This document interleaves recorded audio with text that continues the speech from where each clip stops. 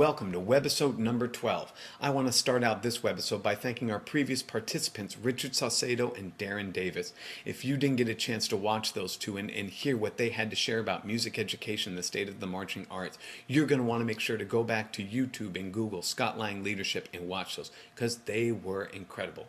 Today's webisode is going to be much briefer, but just as important. We're going to talk about recruitment. Now it's January, and for almost everyone in the country, this is the time when we start the enrollment process for not only our current students, but for future students. So today we're going to talk about this issue and give you some tips and techniques on how you can more successfully recruit students into your program.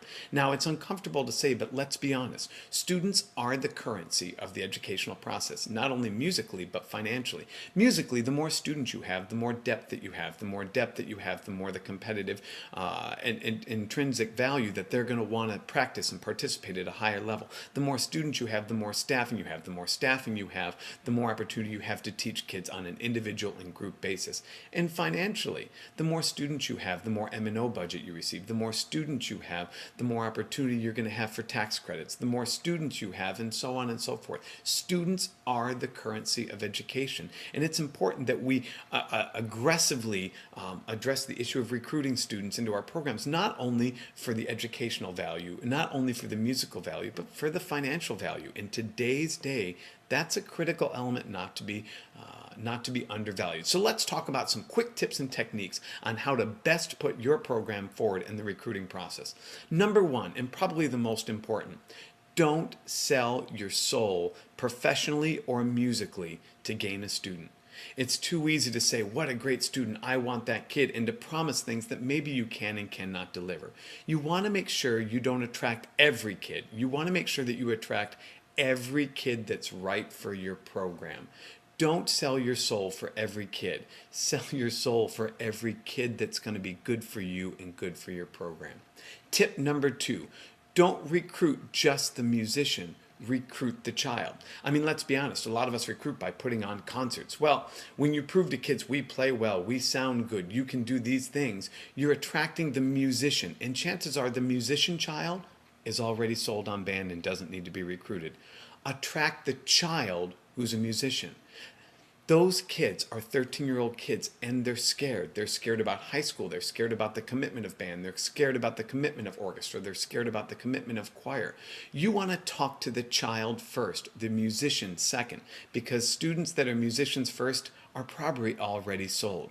Number two, tip number two, fight fire with fire. Recruit kids with kids, not with adults. Have your students write a letter to the section members of that same section at the junior high. Have your students make personal phone calls. Have your students text. Have your students go make presentations at the junior high school. If it's a student who's torn between athletics and music, send one of your kids down that's in athletics and music to talk to that kid, or call that kid, or email that kid. Students are better recruiters than parents because students listen to students. Fight fire with fire. Recruit kids with kids. Tip number three, don't just recruit the child, recruit the parent. I can think of many students who went on to be very successful in the programs that I was involved with that weren't originally going to sign up for band. And when I found that out, not only did I go after that child, but I called the parent. And I shared with them tips and reasons and opportunities that would be available to them through music that they wouldn't have otherwise. And in almost every single case, those kids not only joined band, but loved it and flourished in band. Tip number four, don't forget to recruit the students that you currently have. We're so focused on the incoming middle school students or the incoming students that are new to our program that sometimes we forget to sell ourselves and sell our programs on the students that we already have. It's January, it's cold, it's dark, and these kids are tired and they're overwhelmed with the amount of work that they have, both within the academic setting and work that they may work at home or work that they may work at a job.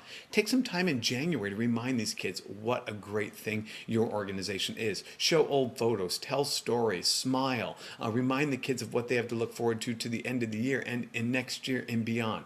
Don't forget to recruit the kids that you currently have. And my last tip, my fifth tip on recruiting is simply this. Fear is more powerful than desire. fear is more powerful than desire. In other words, the desire that a person may have to join your group can be overshadowed by the fear that they have of joining your group. New students, new demands, new things that they'll be responsible for that they've never been responsible for in their entire lives. So it's real easy for us as recruiters to want to say, here's what you get to look forward to, and want that carrot of a trip, or want that carrot of marching band, or want that carrot of performing in front of thousands of people.